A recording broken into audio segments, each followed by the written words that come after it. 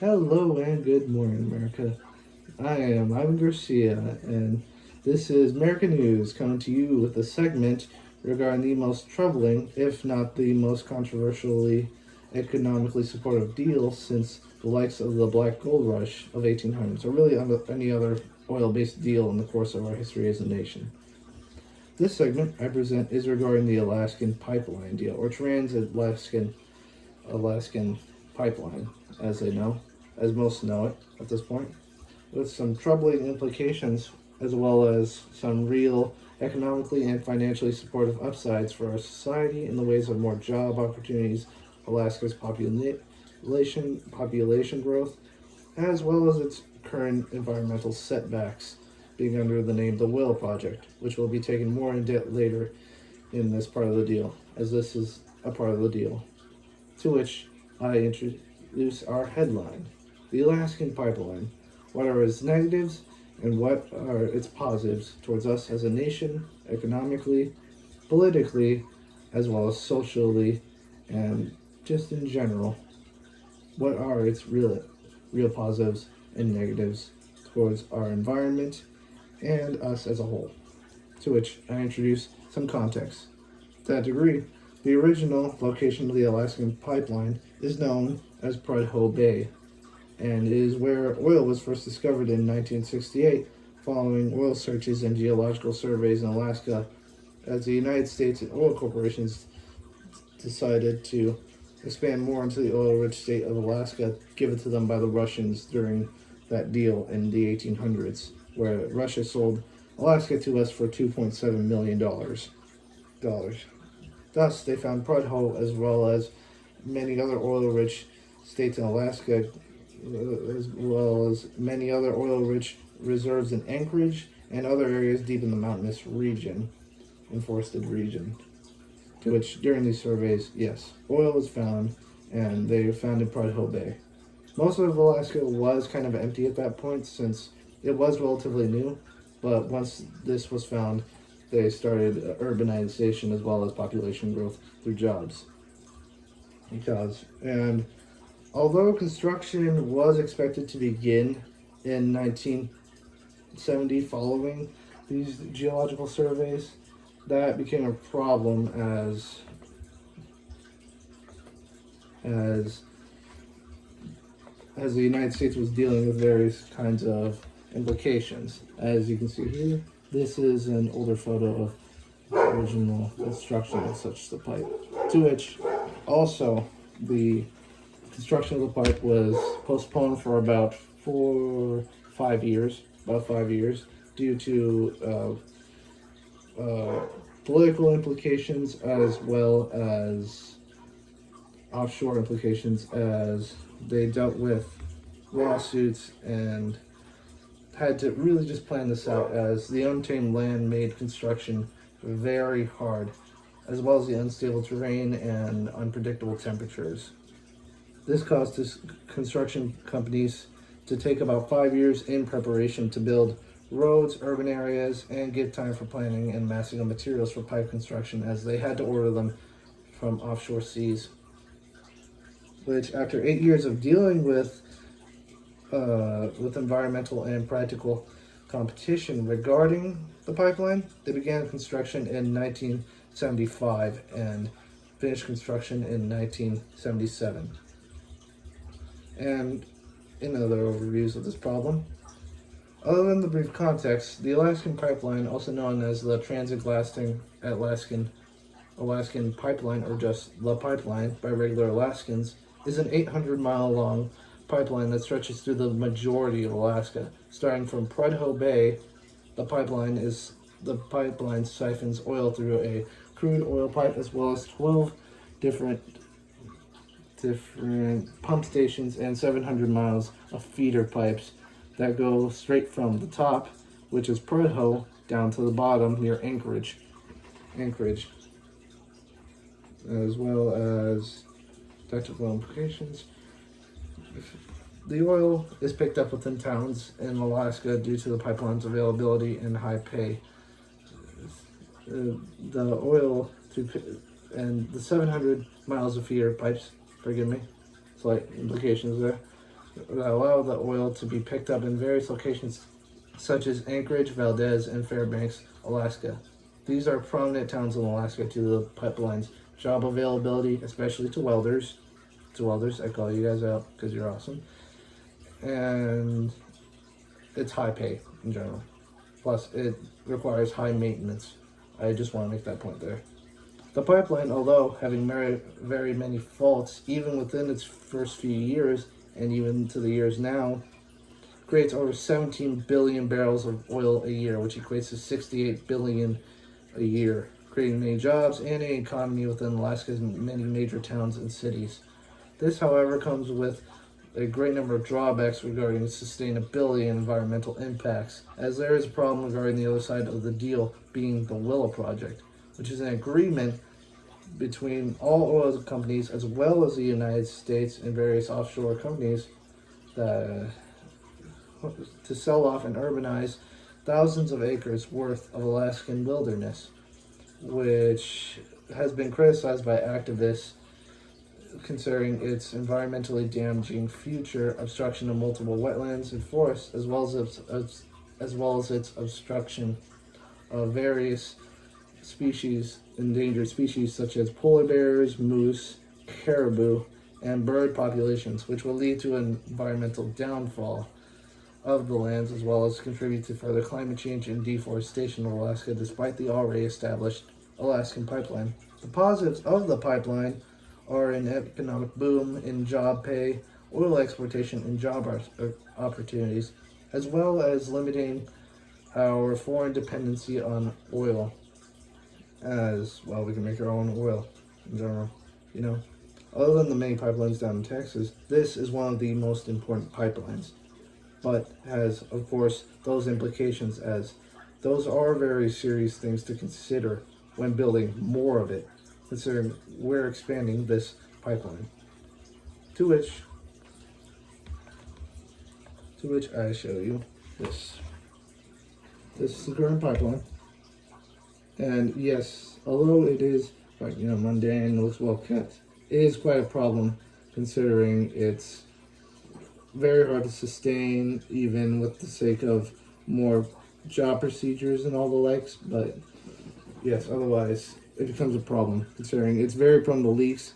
The unstable temperatures also cause either frost to build up, which could destroy pipelines very easily. Even if that metal's well heated, or even just in general, it can destroy pipelines. As it is just honestly really hard to maintain those, especially in Alaskan wilderness, which is very, very untamed in general. Now, the party stance. What other parties, such as even the Republicans and Democrats, have to say regarding this pipeline?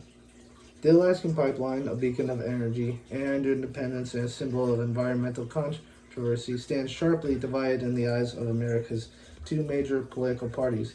The Republican Party largely supports the expansion and continued operation of the Alaskan pipeline, citing its crucial role in boosting U.S. energy security and providing thousands of jobs. Leaders like Senator Lisa Murkowski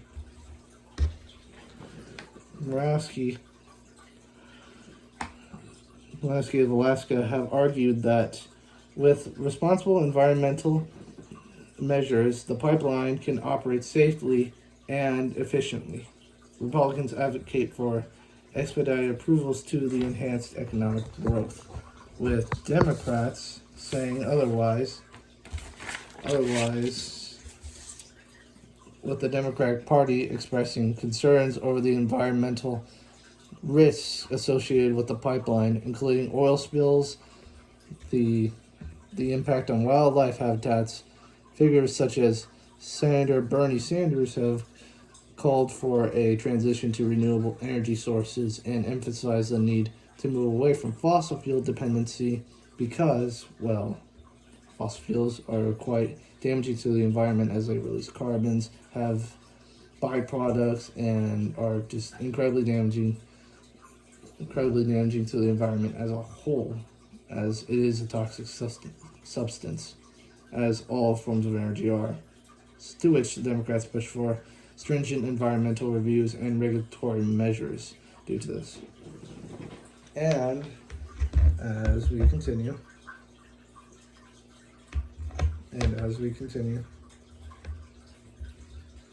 while Republicans advocate for expedited approvals to enhance economic growth, this polarization affects not only policy but also public perception as constituents align with the environmental or economic priorities emphasized by their chosen leaders. And the media bias, the current media bias. As we turn to how the Alaskan pipeline is portrayed in media, we observe distinct narratives emerging from major news networks. CNN, known for its comprehensive environmental reporting, consistently highlights the potential ecological impacts of the Alaskan pipeline. On March 15, 2023, CNN's environmental correspondent Bill Ware reported on the seismic risks associated with the pipeline's routes, emphasizing the vulnerability of surrounding wildlife in indigenous lands. This focus is indicative of CNN's commitment to covering the environmental stakes of these national projects. MSNB News, on the other hand, places the pipeline within a larger narrative of climate politics and policy. During a segment aired on April 5th, 2023, Rachel Maddow engaged with several policy experts to discuss how the pipeline is viewed under the lens of a Grand New Deal. This approach is reflective of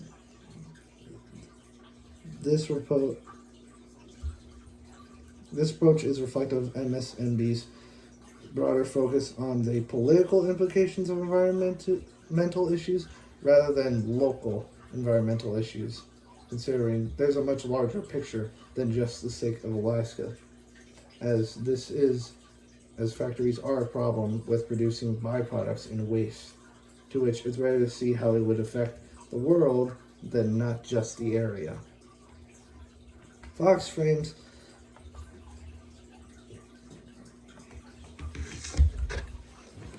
in contrast with CNN and MSNBC, Fox News frames the Alaskan pipeline as a boon for national security and economic prosperity.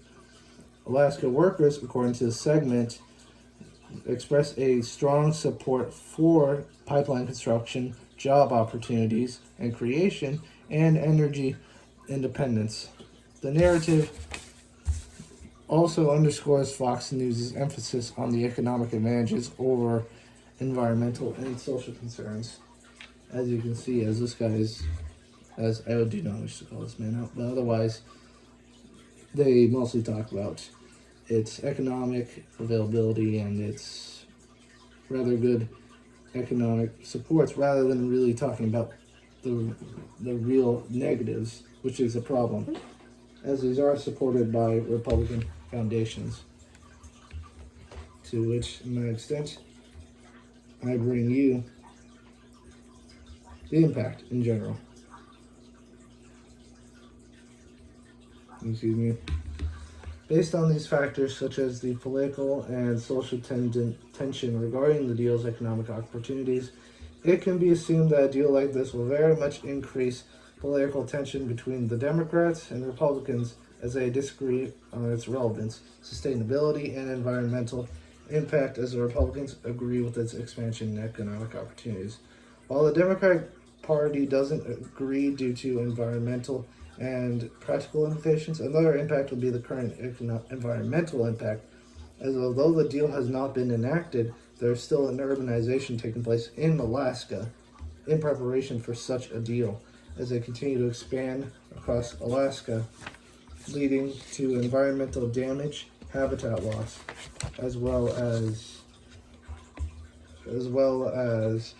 loss in biodiversity, and severely limiting the various populations of endangered animals such as polar bears, moose, caribou, and various birds and mammal populations. A deal like this has also led to even more land deals like this taking place across the nation, as well as across the world, as this deal has made evident that the environment does not matter in the eyes of human progression, as socially and politically a deal like this that is about to come to pass will make other deals seem irrelevant towards the protection of our environment.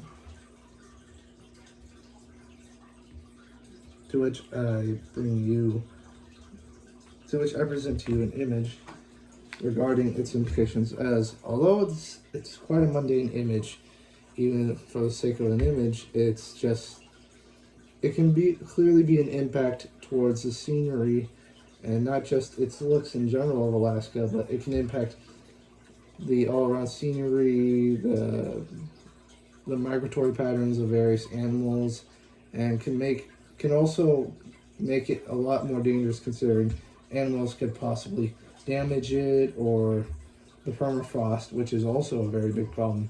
The Alaskan pipeline could cause oil leaks, which could poison the lands and possibly kill or poison other animals of that ecosystem, considering they don't know the difference, of course. To which I bring you a prediction.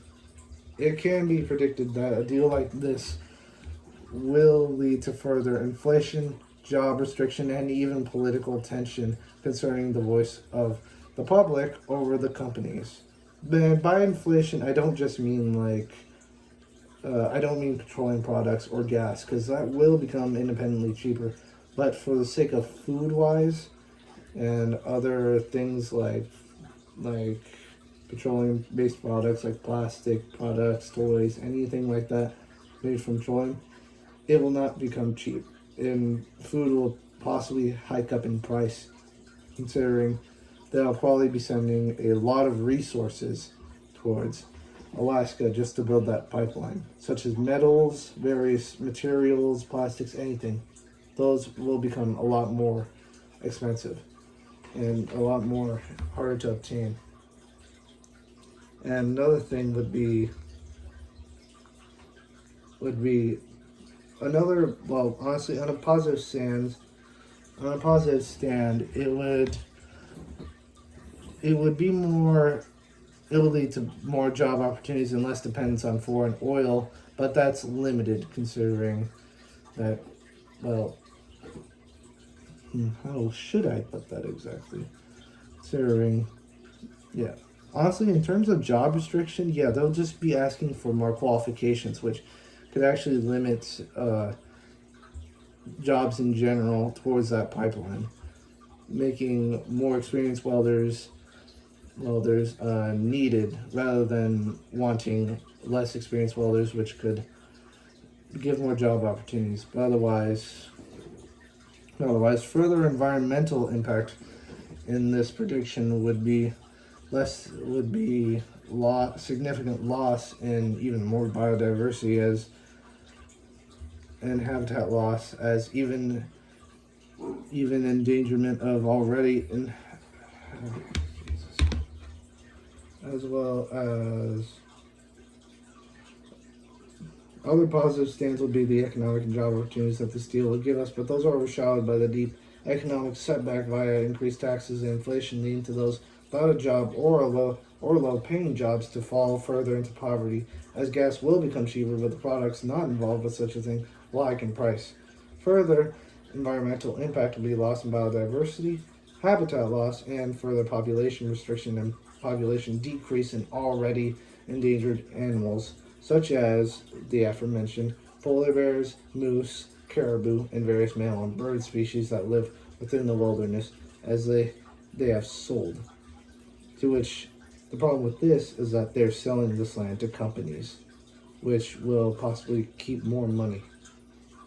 But this will also lead to further carbon emissions by tenfold due to the future factories and the possible inability to limit those emissions, which would lead to further climate change and environmental damage in the future, as this deal will possibly, in general, it's not a good deal regarding the environment, and neither is it politically or socially, as this has been a very splitting deal between both parties, especially for the sake of progress and the future. To which